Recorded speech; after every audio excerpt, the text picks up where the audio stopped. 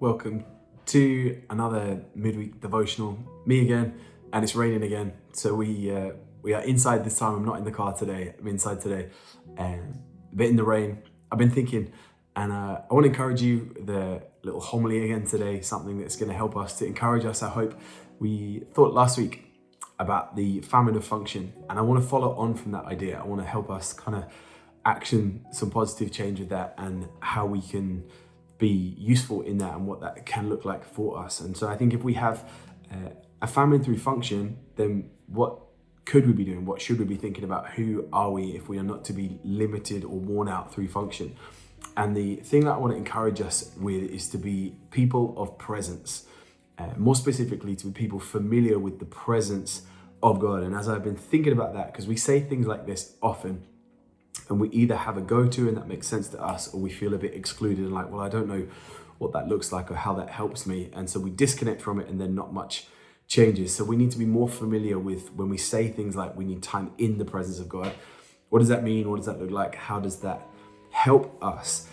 So it's more than just doing things that I enjoy. So then how can I be sure that the things that I'm doing are spending time in the presence of God, and not just things that I'm good at or things that I like to do. I can do those things in the presence of God, but they're not necessarily always the same thing. And so then I was thinking about Galatians chapter 5 and the fruit of the Holy Spirit. How does that help us? Well, that's going to give us some evidence. It's going to give us some feedback of time with God, because there's going to be some attributes of God that are seen in the way that we do the things that we do. Because as we spend time with God, God is faithful to change us and make us more like Him. And so the way that we do the things that we do is evidence that we have spent time in the presence of God. I hope that makes sense, and I hope that's helping us. And I could have picked a few different things from the attributes of the fruit of the Spirit, evidence of God in us, working through us. But I want to focus in on patience. I want to really draw us into thinking about how my ability to display patience is evidence of my choices of being in the presence of God. What do I mean by that? I think we can think about that in terms of when we're in the car, more specifically road rage. You might not suffer from this. I'm not going to tell you whether I do or whether I don't, but the fact that we're using it as an example might give you a clue. But I think it works like this. I think we are in the car and we have a false sense of security. We think we are hidden. We think we are obscured from view and people can't see into our glass and our metal box. I don't know why we think that, but we all think that. We think when we're in the car, we're safe, we're hidden. Nobody else can see us. And if we are going somewhere, that's usually because we have a goal or a destination in mind. It's very rare. I think if we're really to think about it, that you just hop in the car for no other reason. You're going somewhere. That's why you're in the car. And so what happens is when somebody intercepts us, when somebody messes with our goal and interrupts our timeline, when we think we cannot be seen, we react and we say and we do things about and towards people that we know we shouldn't.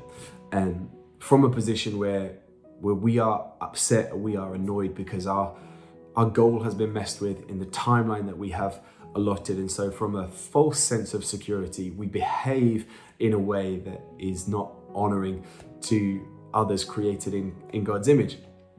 What does that have to do with patience? What does that have to do with the presence of God? I think we can choose to evidence patience when we are interrupted, when our goals, when our objectives, when our aims, when our timelines are messed with, and be very aware that we are not hidden in a false sense of security, but we are known in complete security with Jesus.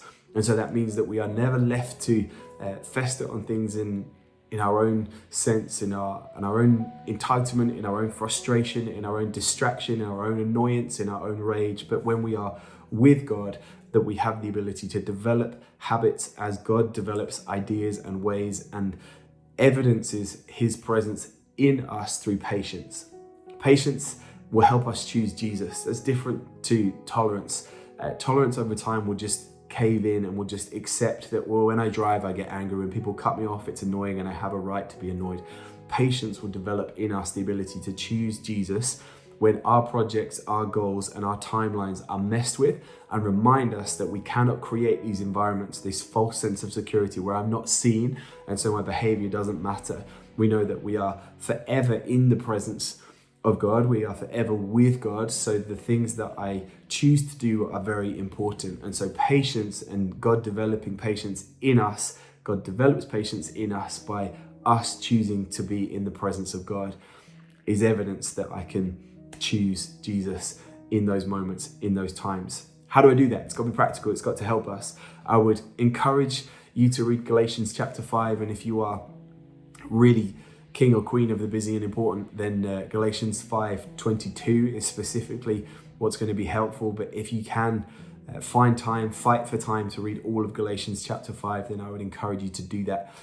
We focus on what's important. People are important because people last forever. Love people well. That's going to allow you to be reminded continually of the presence of God. It's not about getting yourself into an emotional condition or an emotional state. It's more than using the tools that traditionally we have used to articulate the presence of God. Yes, God can use things like music or a message or time with other people to increase our awareness of God's nearness. That is absolutely true. That is absolutely right. That's fine. But when we are choosing to love others well, we are reminded of what's important. What's important are things that are eternal. People are important because they last forever. And so when we make good investments in people, we are reminded of the God whose image they are made in. So read Galatians 5. If you can, read all of it. If you cannot, then I would encourage you to be encouraged by Galatians 5:22, and then make an investment in people. People are important because people are forever. And then expect to develop patience. The evidence of the presence of God is the ability to choose Jesus when our goals and our timelines are messed with, and we are reminded that we are always with God. So go well. Look to develop patience. Look to see that attribute of the evidence of you choosing Jesus, choosing to spend time in his presence, choosing to be with him, not limited to a fleeting moment or an occasion, but an awareness of an investment in what's important. What's going to last forever is going to teach us things about God, and then we have the ability to choose Jesus from that. Be brilliant. Love somebody well, encourage somebody, connect with somebody, and we'll see you soon.